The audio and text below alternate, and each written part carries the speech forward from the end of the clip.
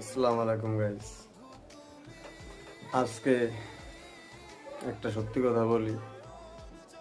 2015 সালে প্রথম যখন ফেসবুকে ঢুকি, তখন আসলে বুঝতাম না যে কিভাবে আইডি চালায়, কিভাবে পোস্ট করলে কি হয়। এত কিছু বোঝার সময় ছিল না, কারণ তখন বয়সটাই ছিল কম।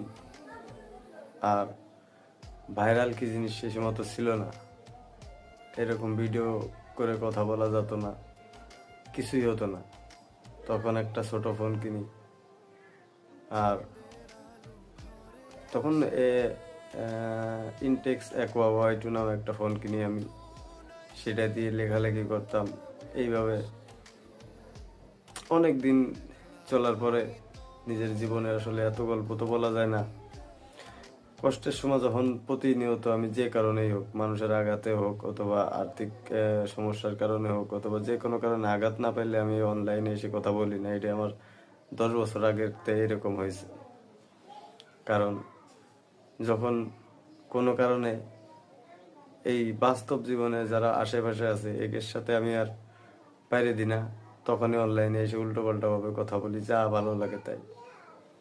এখন প্রফেশনাল কি আর প্রফেশনাল কি এটা তো আমি বুঝি না। মূল বিষয়ে কথা বলতে হবে তাই বলি। এইভাবে আগেও বলেছি, এখনো বলতেছি। অনেক ইতিহাস আছে।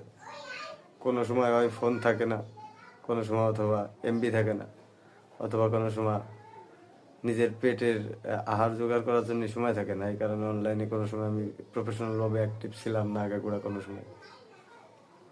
এখন 2026 সাল, আর শুরু করেছিলাম 2015 সালে। এর মাঝখানে স্থায়ীভাবে কোনো সময় আমি অনলাইনে থাকিই নাই, কারণ পারি নাই থাকতে, সেরকম পরিবেশ আমার নাই। এখন আমি মিথ্যে লোক দেখানোর কোনো অভিনয় করতে পারি না। আমার কোনো অভিনয় করার মতন কোনো স্কিলও জানা নাই। আমি যেটা পারি সেটাই বলি। আগে লেখালেখি করতাম, এখন সামনে এসে কথা বলতেছি। এর বাইরে আমার আর কিছু করার নাই বা বলার নাই। হয়তো আবারও হারাই যাব, কারণ এমবি কেনার টাকাও থাকে না। আমি লিগ্যালাই করি। একসময় মোবাইল ছিল, এমবি ছিল না। এখন মোবাইল আছে, এমবি নাই। একসময় এমবি ছিল, টাকা নাই। এরকমই আমার দিন সব সময় চলেছে।